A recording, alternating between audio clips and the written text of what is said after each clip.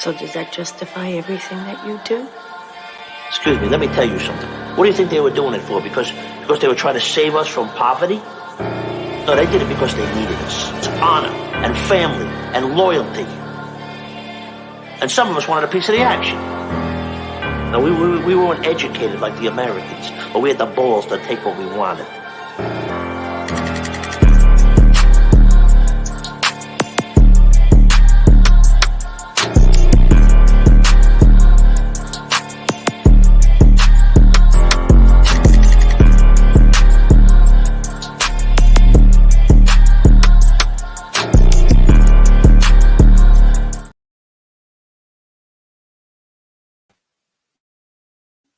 Welcome back to Driving Productions as we present the XFL talk show.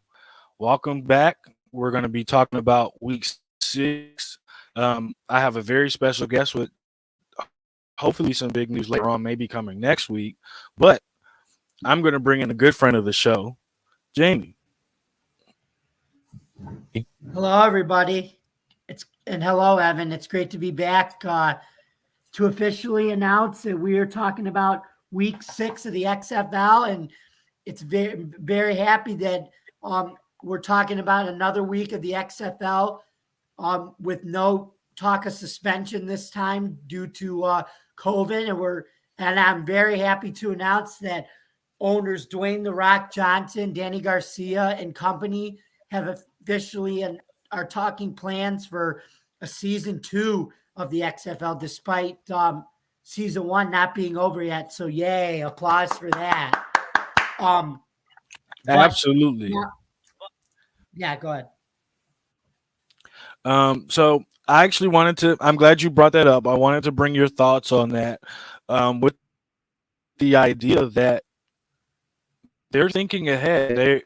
They've said all along up to this point that when they came into the idea of buying the XFL, they wanted to have it for keeps. They didn't keep this year for the long term. And that we're at week 6, and through the numbers of viewers, through the fan interaction, through the jersey sales, they're talking about season 2. So with that being said, what were your thoughts on that? As a first-time full-time XFL fan watching it, I was very happy about that. I mean, they stuck to the business model all year, which is player 54, chasing the dream, opportunity, making it about him, her, them, and you. More than football, player 54, the dream is alive.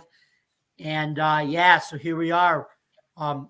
We're here for season 2, and I'm very happy that there's going to be more XFL and the USFL coming up. But yes, so I also want to get into the games. And I did say I wanted to start out with Sunday's game, but I actually want to start out with the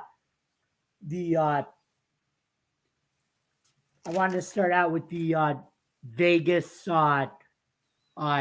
our Vegas St. Louis Battlehawks game that occurred on Saturday. And man, what a game this was that started out. Did anybody watch AJ McCarron on Saturday? Seriously, the Battlehawks quarterback, he actually played a consistent 4 quarters of football. And in the beginning, he was 19 of 19 on his passes, and he was throwing the ball with accuracy and some zip on it. And they led 17-0 in the first half.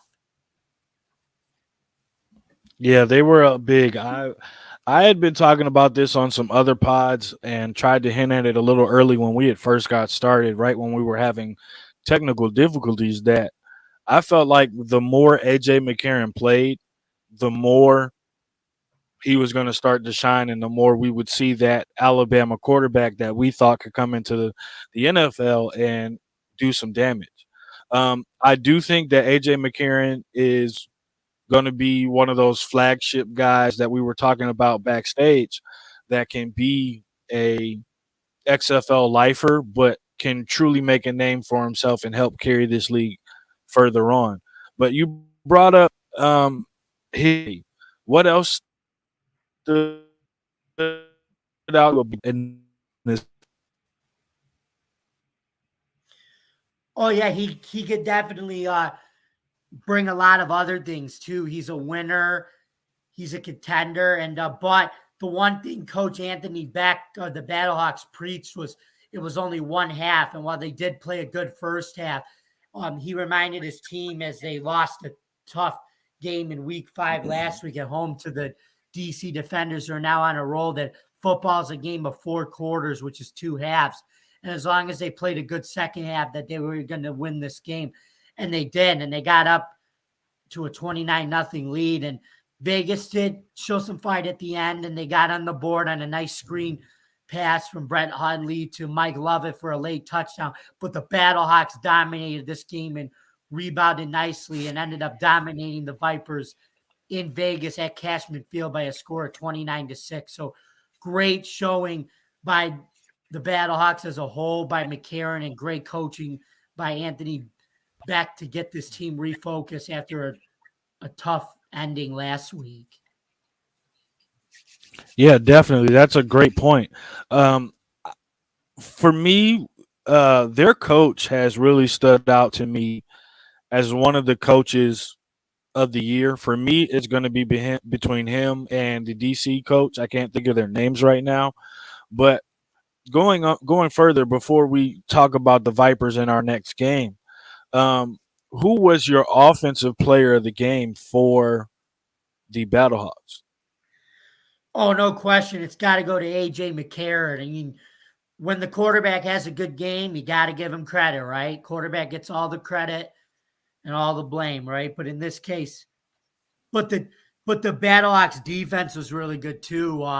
They basically shut out Brett Hundley and Louis Perez and kept them off the scoreboard and only allowed one late touchdown in the end. But it was a total team effort for the Battlehawks too, and they just came out ready to play and looked awesome from the first quarter to the fourth quarter. Really proud of the guys. Absolutely. My pick was going to be Darius Shepard, but it just turned out, the more that I looked at the stats after the game, you were right about A.J. McCarron. He finished 23 of 29 for 3 touchdowns, 236 yards. But when you go and look at his receivers, you have Hakeem Butler, George Campbell, and Darius Shepard with 5 receptions. 2 of those guys being Campbell and Shepard with over 50 yards. And then you have Shepard with 2 touchdowns. When you got your starting quarterback hitting a total of 1, 2, 3, 4, 5, 6, 7 guys, spreading the ball around, and only 2 of those guys not have double digits, everybody else 20 yards or more, that's spreading the ball around pretty good. And then you got to look at Brian Hill, was 13 for 62 yards, averaged 4.8.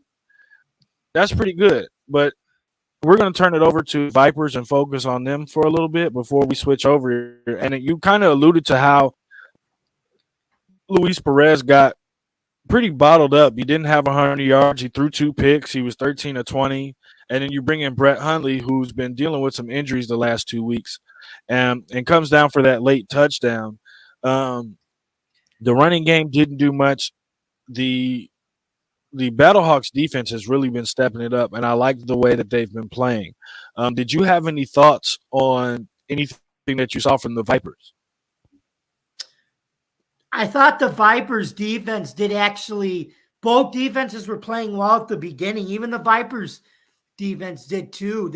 They only held the Battlehawks to 17 points in the first half despite McCarron going 19-19, and then they got tired and it got away from them, and they got that late touchdown, and then they ran out of gas, and it was too late for them to come back, and now they got to go back to the drawing board, and it looks like Brett Hundley is going to be the permanent starter heading into next week and beyond against San Antonio Brahmas, with Louis Perez just being traded to the Arlington Renegades, for those who don't know out there right now. That was something I was going to allude to. I kind of felt like early in the season, the constant changing didn't allow Brett Hundley to really have what I would feel comfortable with his progress within the offense. But now that he is going to have that starting chance, what do you think that offense will look like, and do you think they'll get another win this season? I do think they will get another win on the season. I think with Hundley, you got that NFL experience. He's got the NFL arm. He's mobile. He can scramble. He's a read option, RPO type of quarterback. He's a smart kid, and he takes chances, and he's a winner. And I think if they're going to get their first win, it could be this week at home against the San Antonio Brahmas, who are still playing with two quarterbacks that most people didn't hear of until last week when they played the Arlington Renegades. And we're going to talk about that game as soon as we're done with this one. But yeah, this is the Vipers' best chance to get a second win. It's at home, and they got to take advantage of it. Well, I'm actually kind of glad you alluded to the Brahmas. I've been kind of impressed with the way they fought, so we might as well go to that game next if that's okay with you. Absolutely. Let's talk about that game, because the Brahmas, the San Antonio Brahmas are an example of that one XFL team where things haven't really been going your way. You've lost some tight games. You were 1-1 after beating on a good beating on an Orlando team that was struggling and needed to get rid of a lot of guys, and you were feeling good, and you should have probably beaten St. Louis the first game of the year, and then you lose 3 games in a row, including a tough 2-point loss to Arlington the last game, and then you find out you lose both your quarterbacks. So your mentality is you basically bag it and you think your season's done, and then you bring in your this quarterback that nobody knows, and then you find out he was Lamar Jackson's backup at Louisville, and then he transferred to Prairieville A&M University, which is an HBCU school, which is pretty cool. There's a lot of HBCU representation in this XFL league, which is pretty cool. The other one being DeAndre Francois of the Orlando Guardians. But the point is he got to get his first start, and he looked okay as he actually drove the Brahmas offense right down the field to kick a field goal. And lo and behold, he gets the team their first win. And basically this shows you that no other team has the heart or character and the coaching with Hines Ward like the Brahmas do to win a game like that and get to 2-4 on the year when your 2 quarterbacks are out and nothing's going right. So character, heart, and determination got them the win, got them that win. Plus the interception at the end too was awesome. Absolutely. I have some personal beef that it's kind of with myself because Hines Ward doesn't know who I am. Joey Porter doesn't know who I am, at least not yet. Hopefully one day you and I can tandem and have these guys on the show. But as far as it goes with them being kind of, I'm a Brown, so I have a little hatred there. But as far as your comment, when it goes to the heart of this team, there's never been a game in my mind, regardless of the score, where they quit. And that goes for offense and defense. Have there been some questionable challenges I felt at the wrong time? Yeah. Have there been some bad passes, bad runs, bad calls, unfortunate plays for them? Yeah. But do they have a bunch of dogs on their team? Do they have a bunch of guys that are going to go out and fight? That's a yes. And I think that if they can turn it around, this is week 7, so they have 3 more games before the playoffs start. They're 2-4.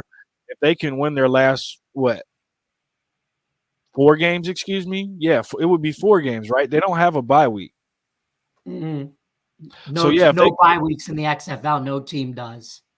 So if they turn around and go 4-0, which I think they can, with both of us feeling like they're a fighter squad, at least when it comes to the other teams in the XFL, they still have a shot, and I wouldn't count a team like this out.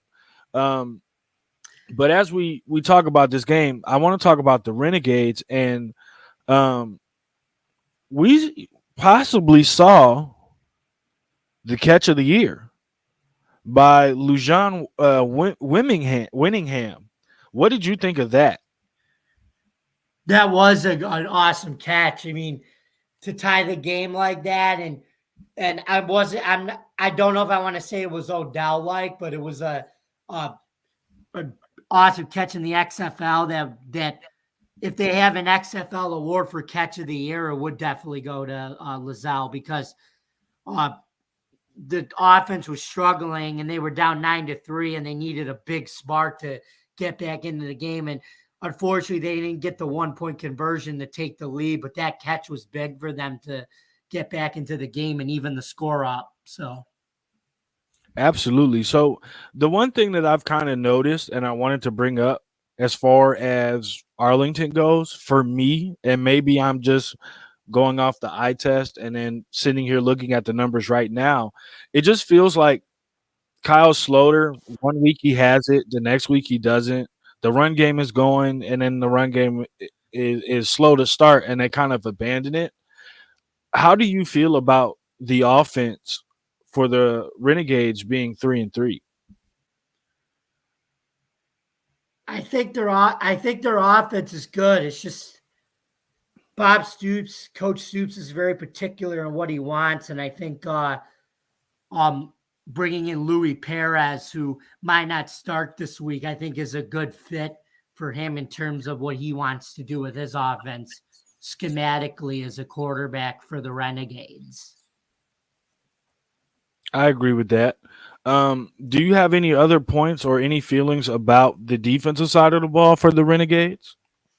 No, the defense is keeping them engaged. Bob Stoops is great at coaching that side of the ball. He did that at Oklahoma, and that's why he um, was in so many national championship and BCS bowl games was because of Oklahoma's defenses.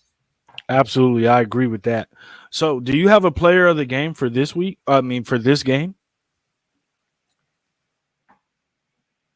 Yeah, I do. I think it's the guy who made the catch.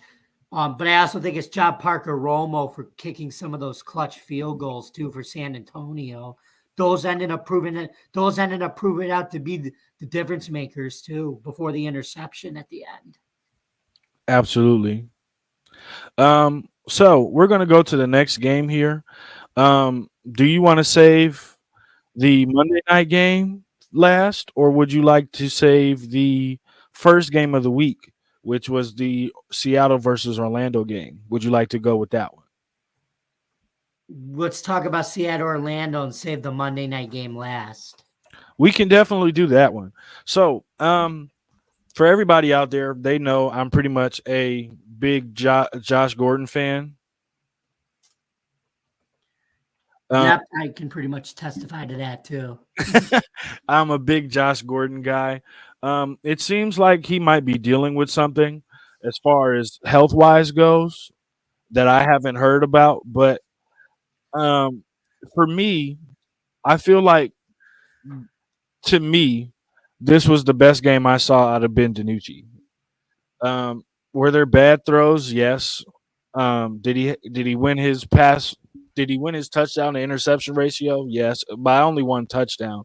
But I just felt like this was going to be the game for me where I felt like Ben DiNucci really had to show some growth, or maybe there was going to be a question about what was going on with the quarterback. Because I felt like if Seattle had dropped this game and the Guardians had come back and won, or just blew them out because of bad quarterback play, that it would be it for Ben DiNucci because of all the turnovers and the other things that he's done throughout the season. But to see for the receivers that did play, um, to see everybody have more than two catches except for Gordon and Bradwell, who both had two targets and didn't make a catch on those balls. Everybody else, um, but Willie's had two catches or more for 20 yards. You see Mhm. Blake Jackson and Jawan Green both for 50 yards and a touchdown. What were your thoughts on the Sea Dragons in week? I think the Sea Dragons, you know what? It was a struggling game, but they did enough to win. I mean, like I said, uh, it's a different squad for the Guardians. I mean, Buckley's got a whole new crew of players that are more talented now and are ready to compete against the better teams. He got rid of all of his dead weight in the beginning of the year, and I think he's building towards picking up his first win at the end of the year. And depending on the fantasy draft, he's going to probably draft better guys for season 2, and he's going to build for season 2 and beyond and get his team eventually to a DC level or a Houston level. That's what this league's about. And it's not like the NFL where they micromanage you after you're 0-2. It's like, it seems like they actually let you want to get rid of your guys to eventually build your team to a championship level. Cause it's the fun league. You know, that's what they call the XFL, the fun league.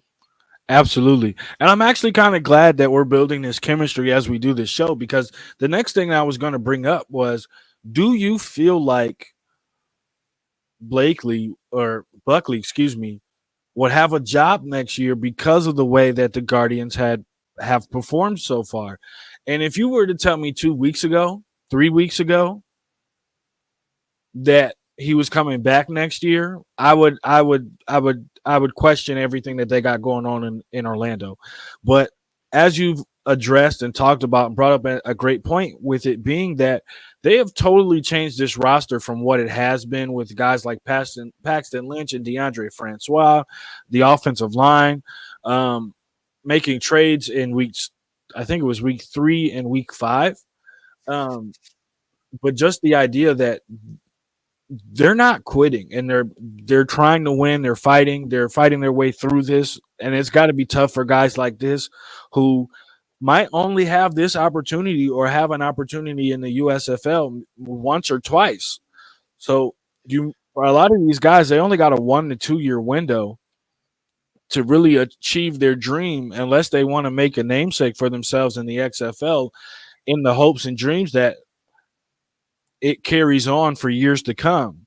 Um, but with that being said, who was your standout for Orlando this week? The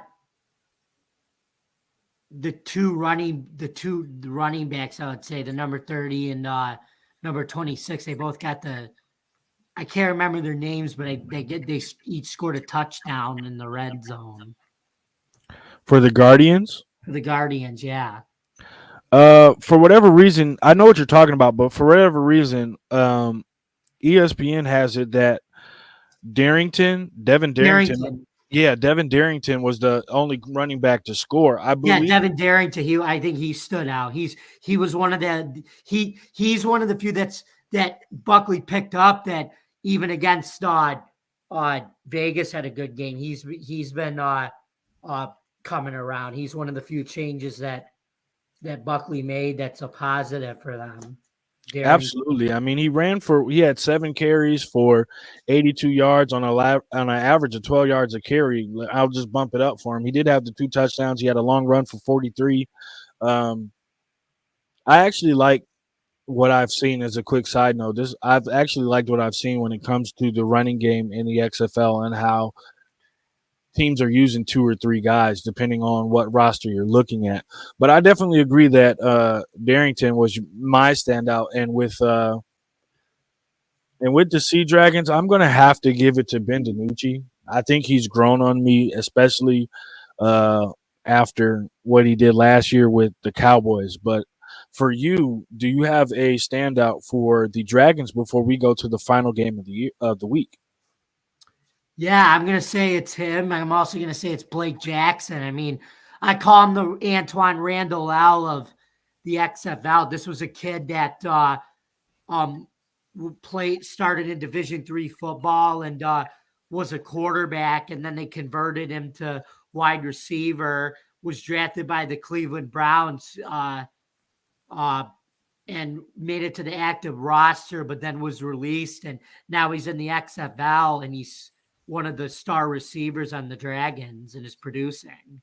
Yeah, I remember us picking him up. I kind of wondered what was going on. I had heard some rumblings from our native beat reporter about Blake Jackson, about some things going on within the building. I don't know how true that was. You kind of always hear those things when it comes to a guy getting cut, especially a draft pick when it comes to Cleveland.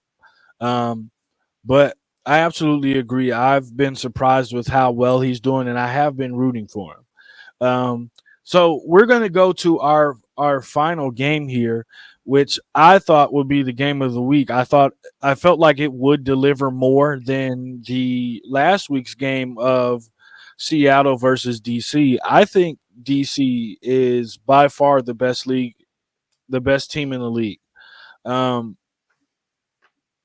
I feel like I feel like their players are really good, but I really feel like a lot of it has to do with scheme and the things that they run and the mentality that the coaches bring and allow these players to show their emotion.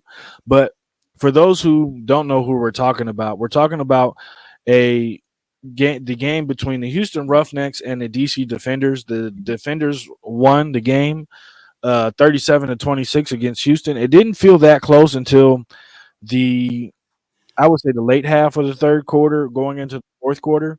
Um, what were your thoughts on this game? Yeah, exactly. Not as close as the final score indicated until late in the game, but yeah, the DC looked like a one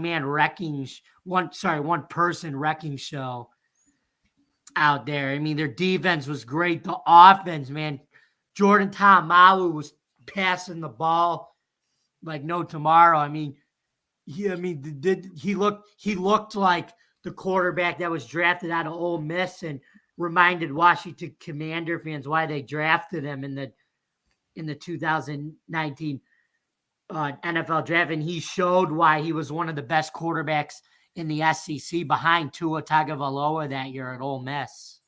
Absolutely. 19 for 31, 245, and two touchdowns. I was really happy to see it.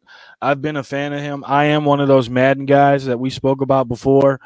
He was one of those super late guys I'd pick up in a fantasy draft or trade for in the beginning of the season just so that I could have a semi-mobile quarterback. And what it would end up happening is he would develop for me pretty well and be a good bridge quarterback. But the guy I really want to talk about when it comes to this Defenders offense is Abram Smith. This guy runs hard, and he has really shown himself, in my opinion, since like week 3 up to now. Some will say week 2, but to have 19 carries, 95 yards, 5 yards a carry, and another touchdown, it just looks like he gets stronger in the game as the game goes on. It just seems like guys don't want to tackle him in the way that he runs. I'm super. I've become a super fan of his. I think that somebody should give him a chance at the next level. Um, but was there anybody else that stood out to you as far as the Defenders when it came to their side of the ball? I'm going to agree with you, Abram Smith. This is a guy, he's got a really interesting story. So he was a running back in college. He moved to 1 year of linebacker. He played 1 year there, and it actually made him tougher as a runner. He went to linebacker, and it made him the physical monster runner that he is in the NFL today. And he's very versatile, and Baylor needed a linebacker, so he went over there, and he never didn't complain about playing linebacker. And he recorded 48 tackles and 5 starts with Baylor, and then he moved back to running back, and he became the premier ball carrier. He rushed for over 1,061 yards, and he had 12 touchdowns in the Big 12. And so the Saints picked him up, and he never was drafted, and then they released him. And then he joined the DC Defenders, and he leads the league in rushing by miles, right? Mhm. So Absolutely. and so does the team. The team has like 860 yards rushing, and Seattle's in second with like 466 yards rushing. Abram has 432 yards individually. Yeah. How like awesome is that? How like crazy ludicrous is that? I actually like it because I feel like running backs are the dying breed of what fullbacks were when you and I started to watch the NFL. I love to see that guys have an opportunity here to come show that they can still run the ball and still do their thing. I'm a big fan of running the ball. Um, it's not a surprise to me that they're so far ahead of running the ball because they're just a physical style team. If you look at their defensive coordinator, their offensive coordinator, and even their head coach, if you looked at their history of places that they've been and the philosophies that they carry, they're a physical team, and it's showing. Being undefeated through 6 weeks, the question that I have is between the next 4 weeks and the playoffs, which is another 2 games, I believe, which is the divisional or conference championship, however you want to put it, and then you got their version of the Super Bowl. After that, do you feel like all that physical football is going to catch up with them? As of right now, no, but we'll wait and see. It could. You never know. Absolutely. So my standout for DC before we jump over to talk about Houston and the dud that I was surprised at least as that they dropped. My star of the game for me is probably gonna be Abram Smith, but as I look at the numbers for Lucky Jackson, 5 catches for 136 and a touchdown. If there's anybody that's proven week in and week out that they're a weapon as far as receivers go, it's been him and a gentleman that's on the Sea Dragons. I can't think of his name right now, but uh, Lucky Jackson has really impressed me. But as player of the week, I'm going to have to go with Abram Smith. What about you? I'd say it's a close first place, but I'm going to say Abram Smith and then Lucky Jackson, like you. I mean, the way, and like you said, imagine when we started watching football and the way they were running the ball with fullback, that was I formation under center. The way that DC's trying to run the ball is in the spread formation. It's not under center, too. And running the ball in spread formation is harder than doing it under center. Absolutely. It spreads out the box as far as defenses go. But for me, as a former defensive guy, running the run game is about want to on both sides of the ball. You got to want to run the ball, and I got to want to tackle you, and that's for all 4 quarters. Um, so I absolutely agree. And then the way I'm going to transition here as we talk about the Roughnecks, for me, Max Borghi seems like he's been figured out, or at least the way that Houston is using him has been figured out. It seems like all of their running backs have been struggling when it comes to the way they've been used in this offense since they started the season. But what are your thoughts on the Houston Roughnecks? Well, I think they're one dimensional about this air raid scheme. I think they're just running into two good defenses, and what they're doing is they're putting their big physical linebackers and their D backs and their D linemen, and they're just bull rushing these tiny running backs that they have, and they're getting to them before they could break into second gear. Because Borgie, that was his problem when at Washington State. He was great at Washington State, and like your buddy Max said, the reason why he didn't get drafted was because he was only 5'5" or 5'6", and they're figuring out that he's fast, but he's little, and if you catch him right, he's gonna get tackled. He's gonna get hit hard, and that's what Absolutely. DC did. Yeah, and that was the question that I had about him coming out. I didn't realize he was at what 5'5", 5'6". I thought he was at least 5'8", 5'9", which would have given him a chance. But I was always a fan of him over in college. But what surprised me, and I think you kind of think you kind of hit it on the head there, was that this is an air raid offense and that they're one dimensional. So that's been where their struggles lie. But I think the other thing that I've kind of noticed is there's a lack of creativeness when they get to these defenses that can keep up. You saw them use the double pass this year. You've seen reverses out of them this year. You've seen jet passes out of them this year. Why do you feel like they've gone away from those things? Well, part of that is that double pass was against the Orlando team that basically at the beginning of the year, like we talked about, had no talent on it before Buckley gutted the roster. So they were able to exploit that, and then they got away from it thinking they didn't have to against a DC team that had a better defense. So they basically thought if they tried it against those teams, they didn't think it would work. So, but still, it was working. So if it ain't broke, don't fix it. Try it against a team like that. Maybe it will work. Absolutely, So working. absolutely, and that's why I bring it up. I'm glad that you mentioned that because if you're gonna be one dimensional, at least make them guess on what you're gonna do in that dimension. So the quick passes, the screen game, the quick screens, the screens to your running back, draw plays, jet passes, reverse plays, double reverses, double reverse pass, um, RPO passes that can allow you to make a call before you hike the ball to say, hey, it is a RPO, but O line, hey, don't go down the field. We're going to try and throw this over their head. Um, Little things to set up other things, and I feel like they haven't done that.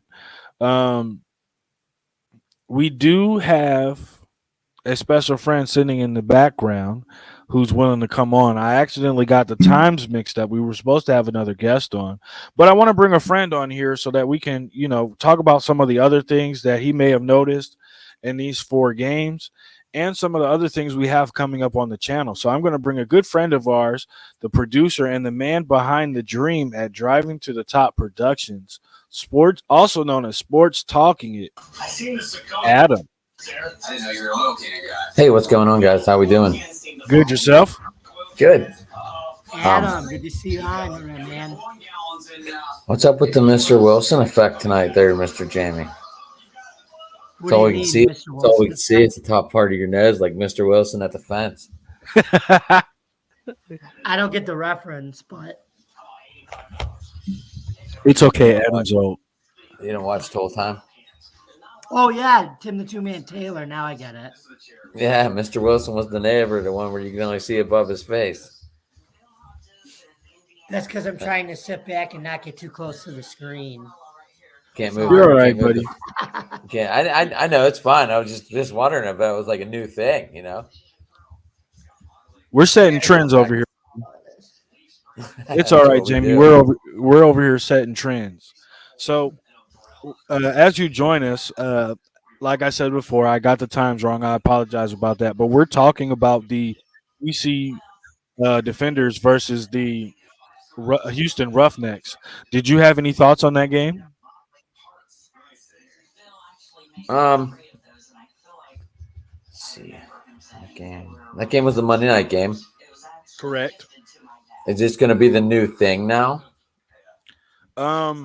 Very possible. I think that they're going to at least have one Monday game or one Friday or Thursday game to try and see how they can draw more fans for next year. Because Jamie already brought up that that next year that they're already talking about guaranteeing next year. So I think that is something that they're trying out now so they can have it up and ready for next year. Okay.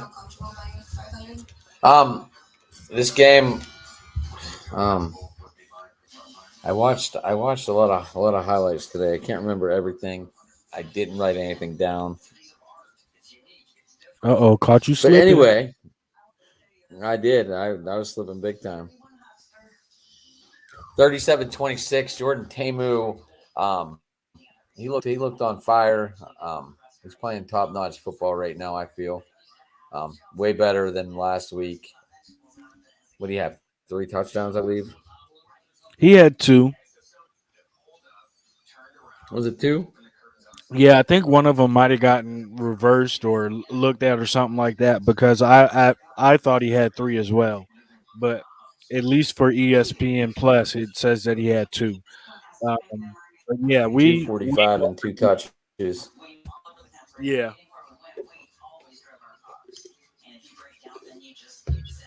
But how good is Lucky Jackson? We were just actually, yeah, we were just talking about Lucky Jackson. I feel like, as far as it goes, besides him and Pearson, I believe his name is with the Seattle Dragons, you looking for a weapon and a guy with some speed, it's him. The only question is, he's he. A lot of times he's wide open, and then for me, the question then becomes when he meets somebody who has that kind of speed and can meet him at the line in the NFL. Does his route running translate? Is he able to get off the line? Is he able to make a contested catch? Is he able to do those things? Your TV is real loud, dude. They're all valid questions, Ev.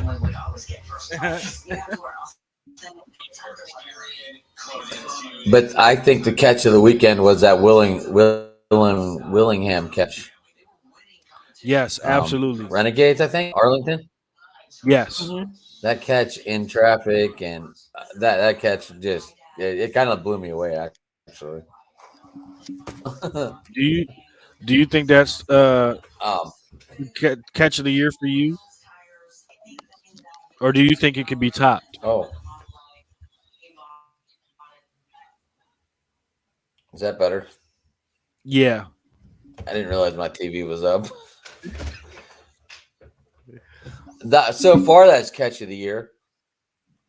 I agree. I I think. kind of thought the catch for Josh Gordon was going to be it. I didn't really think that we would see these kind of catches that have been popping up lately, but absolutely, that's the catch of the year.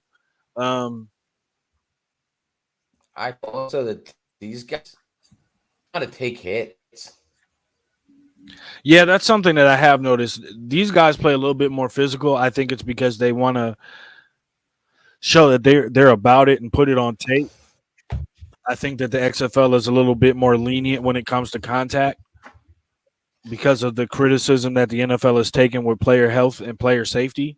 But I absolutely agree, and I think that's the thing that brings me to XFL the most, besides former NFL players or college guys that you fell in love with. It's the way these guys hit on defense. Um, every week you can make a highlight tape from each game, one or two tackles, one or two big plays as far as hitting goes. So I absolutely agree with that. Jamie, your thoughts? Yeah, the big hits are what I really like compared to the NFL, where they're being too overcautious, but they're also being crazy because now they want. Did you hear the NFL? Now they want two Thursday night games, which kind of goes against their player safety thing.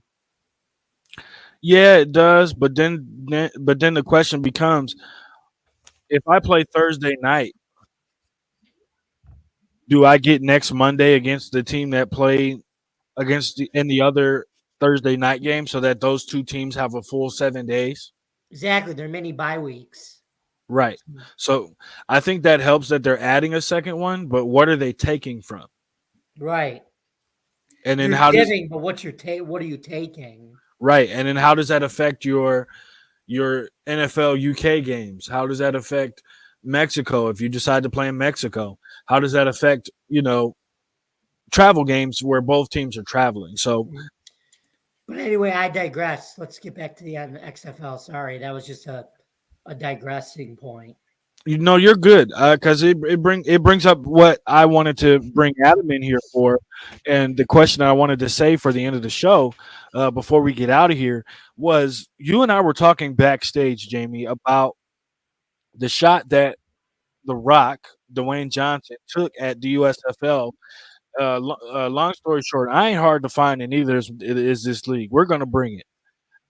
Which brings out friendly competitiveness to the USFL. And since Adam is a big Maulers fan, has a Maulers channel, which you guys can watch and check out as we transition to the USFL after the XFL season, The question is, can you see in 2 to 3 I have years? Boogie Roberts on right after this. That's right.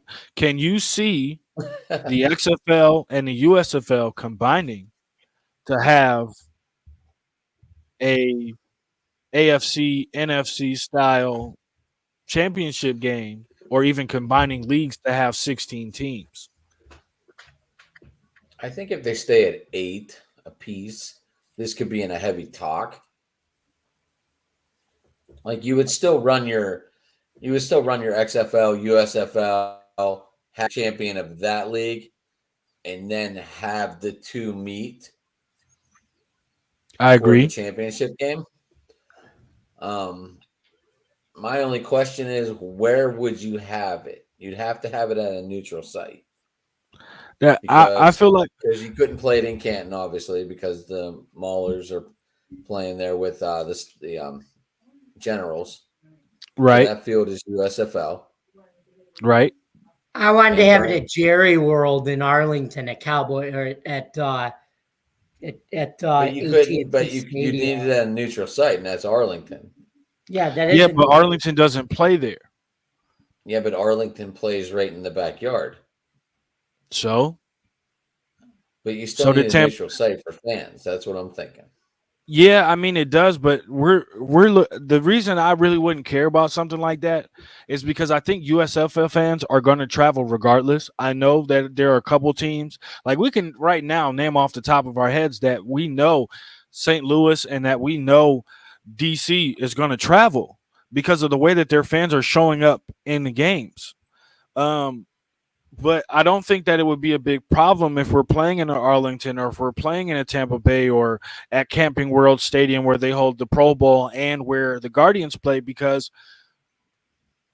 the USFL games have all been at one place. So if they have a This team year that they're not. right, absolutely. So if they can build fan bases in their local cities and then turn around and, let's say DC, like this year, DC's undefeated. Let's say the Maulers go undefeated, and then you have these two teams from both leagues playing in a championship. The things that me and Jamie had talked about that would have to change were special teams because of the way that the rules are in the XFL and the USFL. And then the other thing would be that the USFL and the XFL would have to alternate a schedule to where both teams can have all 8 teams playing in the same week so that one team hasn't won their championship and they're just sitting there to play the USFL. Now we can have a all-star game between the two. That would work. But it just brings up a lot of questions. So with all that being said, what do the two of you think about it? like I said, like I said, for those who don't know, Adam, this is how the rule. This is what's different about XFL and USFL. In the XFL, after you score a touchdown, you don't kick extra points. You go for the 1 point, the 2 point, and the 3 point. In the USFL, you kick the extra point, then you go for the 2 and you go for the 3. And the fourth down in the XFL, it's 4th and 15 from your 25. But in the USFL, it's 4th and 12 from your 33. That's the You mean difference. the kickoff, Jane? The kickoff, yeah. For onside Well, no. kicks. Yeah. Mm-hmm. Yeah. And the kickoff's different too between the two. You got the 20-yard thing to kick into, yeah. and then you also line up on the 40, I believe, one side, and then the other side's 25. Yeah. And then they collide right there, right? Mm-hmm. Something like that. Isn't that the way it works? Yeah, so I don't know Yeah. what rules they would have to play. Would they play XFL rules or USFL rules? If each team met for the championship between each league. I mean, these are many topics of conversation for stuff I don't really know, but I know I would like to see it just because there's the same amount of teams in different locations. Mm-hmm. Oh, and in 2024, the USFL, they're going to start looking for home markets. This is the last year they're going to play in hubs That's what I've heard. Well, Memphis I'm not is surprised home. by that. Memphis is home. Alabama's home. I mean, Birmingham's home. Mhm. Detroit's home. Michigan Panthers. Mhm. I'm talking about they're gonna expand to other home cities too. Again. Well, hopefully Heinz Field opens up for the Maulers and they're able to play there. Mhm. But then What did that you think about becomes. the new jerseys for the Showboats and the Maulers? I'm trying to get mine ordered right now. Another The black and Maulers gold. look like the everything Pittsburgh. They look like the Penguins, the Pirates, and the Steelers. That's what theirs look like. And see, I used to root for the Maulers, but now that they want to have that BS black and yellow, This can't. was your Keller Hive. Yeah, I It's kind of got like damn that one. bark. That's because James Morgan's on the Maulers. Who? James Morgan, the guy who originally got drafted by the Jets out of Florida International. Yeah, Jalen McClendon just got signed by the Vipers today. Mm-hmm. I don't know if you saw that or not. Linebacker, right? No, quarterback. I thought he was a linebacker. That's kind of odd. Maybe the same name. Well, if he was, it says quarterback. Right. But yeah, guys. So any other comments, questions, concerns? Hey, puppy dog. She usually makes a guest appearance every show. Come on, Hey, mama, how you doing? Miss Phoenix. Hey, Phoenix. She jumps on every show. She bothers him every episode. So she's practically a part of the group. She's our logo for our YouTube channel. Yes, sir. But like I said, any other questions, concerns, comments before we get out of here, guys? Right down. So, Ann, would I have to talk to you if you were to do this USFL show then? Yeah, we're actually going to talk about that as soon as we end the broadcast. Okay. So yeah, we're going to go ahead and sign out. Thank you for checking us out here on the XFL channel, XFL Talk Show, as we're part of the Driving to the Top Productions channel here. You can find me at Talking Sports by the Lake. I'm the host over there as the host here. You can find Jamie on Twitter. You can find Sports Talking It right there on Twitter as well. We're definitely going to be back next week. We have some other things coming up that we will address either on Twitter or next week's show. So stay tuned for that. Thanks for coming and watching us drive to the top.